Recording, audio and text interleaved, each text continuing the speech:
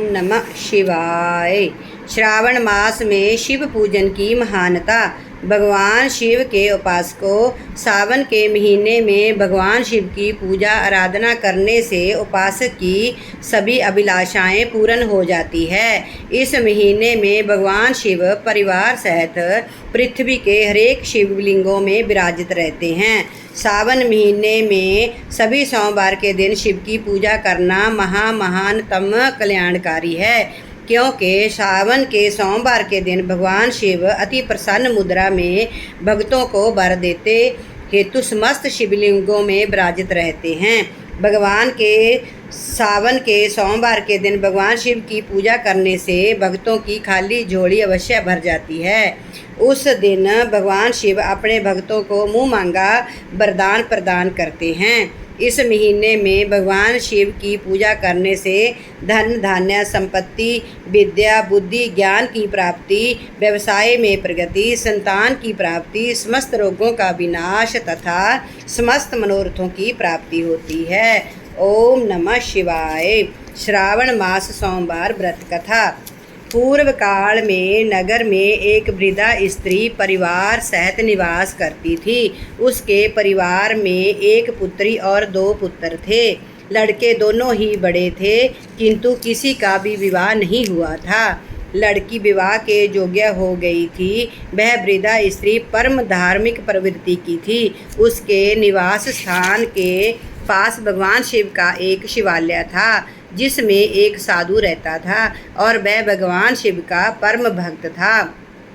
वह वृद्धा स्त्री भी प्रतिदिन स्नान से पवित्र होकर मंदिर जाया करती थी। एक दिन वह वृद्धा अपने पुत्रों व पुत्री को भी मंदिर में साथ ले गई। पूजा करने के पश्चात साधु बाबा को बच्चों को आशीर्वाद देने को बोली। साधु ने लड़कों को बहुत से आशीर्वाद दिए, परंतु लड़की को कोई आशीर्वाद ना दिया। वृद्धा ने साधु से हैरान होकर नम्रता से निवेदन किया, हे महाराज, आपने बच्चों को तो आशीर्वाद दिया, परंतु मेरी इस प्यारी बेटी को आशीर्वाद क्यों नहीं दिया? साधु ने कहा, मैं इस बच्ची को आशीर्वाद नहीं दे सकता, क्योंकि इसके भाग्य में सुहाग का सुख नहीं है। इस पर वृद्धा नारी बोली, हे बाबा, इसका कोई उपाय तो बताइए, जिससे हमारी पुत्री को सुहाग की प्राप्ति हो। साधु ने कहा, एक उपाय है, परंतु उपाय अत्यंत कठिन है।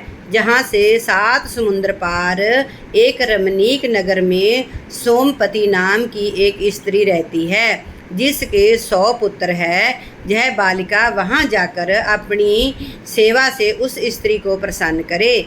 अगर वह प्रसन्न हो गई तो इसको अवश्य ही सुहाग सुख प्राप्ति का आशीर्वाद दे देगी। साधु के कथनानुसार वह वृद्धा स्त्री परिवार सहित भगवान शिव के सहारे घर से निकल पड़ी। 6 समुद्र तो उन्होंने भगवान की कृपा से आसानी से किश्ती में बैठकर पार कर लिए। 7वें समुद्र में कोई किश्ती नहीं थी। वे सभी भगवान शिव से समुद्र पार कराने हेतु प्रार्थना करने लगे। भगवान शंकर की कृपा से उन्हें वहाँ एक पेड़ दिखाई दिया। पेड़ के ऊपर एक हंस बैठा था। हंस ने उनसे कहा, मैं इस पेड़ के पत्तों से आप लोगों के लिए एक बेड़ी बनाकर देता हूँ। उस पर बैठकर आप सभी समुद्र पार कर लें। भगवान शिव की कृपा से उस हंस ने पत्तों से बेड़ी बनाया और उस पर सवार होकर वृद्धा परिवार सहित 7वें समुद्र को भी पार कर गई। थोड़ी दूर चलने पर वे एक रमणीक नगर में पहुँचे। वहाँ पर उन्होंने सोमपति को देखा और उसके 100 पुत्रों व बहुओं को भी देखा। उसके बहू बेटे सभी अलग अलग रहते थे। वे सभी सोमवती के घर के पास छुप कर रहने लगे। भगतिन सोमवती रोज प्रातःकाल स्नान करने हेतु नदी के तट पर जाया करती थी। जैसे ही सोमवती स्नान के लिए निकलती थी तो वह लड़की हर रोज चुपचाप उसके पीछे से घर में जाती और घर का झाड़ू पोछा बर्तन आदि साफ करके वापस आ जाया करती थी। स्नान करके जब भगतिन सोमवती घर आती थी तो घर की साफ सफाई देखकर हैरान हो जाती थी और सोचती थी कि ऐसा कौन कर रहा है। ऐसे ही महीने बीत गए।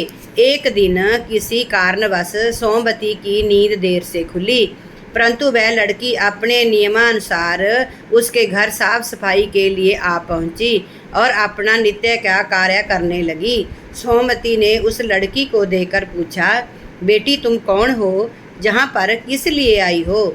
उन्हें कहा, तुम्हें क्या चाहिए? सोमवती के वचनों को सुनकर लड़की उसके चरणों पर गिर पड़ी। सोमवती ने अर्धनिद्रा अवस्था में ही उसको आशीर्वाद दिया, बेटी दूधवती, पुत्रवती और सुहाग्यवती होवो। आशीर्वाद प्राप्त कर लड़की ने जब सिर को उठाया तो सोमवती ने देखा कि इसके भाग्य में तो सुहाग सुख नहीं है, परंतु मैंने इसके पुत्रवती होने का आशीर्वाद दे दिया है। यह कैसे होगा? भगतिन सोमवती अभी सोच ही रही थी कि लड़की की माँ व भाई सभी वहाँ पर आ गए। सभी सोमवती से प्रार्थना करने लगे, हे माँ, अब आप ही इसकी माँ हैं और आप ही इसको इसकी खुशियाँ दे सकती हैं। भगतिन सोमवती ने कहा, ठीक है, मगर इस श्रावण मास में आने वाले सभी सोमवार को भगवान शिव की पूजा व व्रत करे तो सभी कामना इसकी पूरी हो जाएगी। आप लोग भी इसके लिए श्रावण के प्रथम सोमवार को लड़का ढूंढना, दूसरे सोमवार को सगाई करना, तीसरे सोमवार को साहे चिट्ठी भेजना और चौथे सोमवार को बारात मंगवाना। जैसे ही लड़का लगन मंडप में बैठेगा उसी समय वह मृत्यु तुल्य अवस्था में आ जाएगा। सभी रोने लगेंगे, परंतु आप लोग घबराना नहीं, हमें याद कर लेना, सब ठीक हो जाएगा।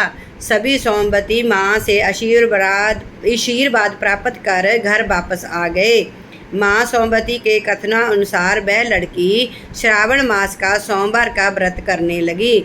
श्रावण के पहले सोमवार को उसकी माँ और भाइयों ने लड़का देखा, दूसरे सोमवार को धूमधाम से सगाई हुई, तीसरे सोमवार को साहे चिट्ठी भेजी और चौथे सोमवार को बाजे गाजे के साथ बारात आ गई। जब लगन का समय आ गया तो लड़के को लगन मंडप में बुलाया गया। लड़का लगन मंडप में जैसे ही आसन पर बैठा कि वह मृत्यु तुल्य अवस्था में आ गया। बराती व लड़की के रिश्तेदारों में कोहराम मच गया, सभी रोने लगे।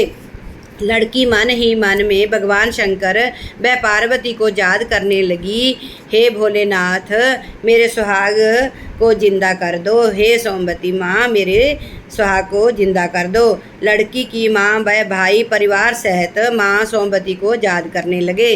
उसकी पुकार माँ सोमवती के कानों तक आ पहुँची। उसी समय माँ सोमवती ने अपने सभी बहुओं और पुत्रों पर जल छिड़क कर उन सभी को सुला दिया। उनको सुलाने के पश्चात वह अपनी पड़ोसन के पास गई और उसको कहने लगी कि कोई भी हमारे पुत्रों व बहुओं को जगाए ना, अगर कोई जगाएगा या कोई जाग गया तो वह मर जाएगा। इतना कहकर सोमवती वहाँ से चल पड़ी। सोमवती ने अपने 100 पुत्र व बहुओं की आयु में से थोड़ी थोड़ी आयु जल के रूप में उस लड़की के सुहाग पर छिड़क कर उसको जीवित कर दिया। लड़के के जीवित होते ही शादी की सभी रस्में पूरी की गई। सभी बहुत प्रसन्न हुए। शादी संपन्न होने के पश्चात माँ सोमवती ने आशीर्वाद देकर डोली विदा की गई। उसके बाद माँ सोमवती अपने नगर को चली गई। वह लड़की प्रतिवर्ष श्रावण मास के सोमवार का व्रत करने लगी। उसके परिवार में किसी वस्तु की कमी ना रही। सभी खुशीपूर्वक जीवन व्यतीत करने लगे। जिस तरह भगवान शिव ने उस लड़की के सुहाग को जिंदा किया, उसी प्रकार भगवान शिव और पार्वती माँ सबका भला करे और सबका समस्त मनोरथ पूर्ण करे। बोले शंकर भगवान की जय। पार्वती पते हर हर महादेव। ओम नमः शिवाय।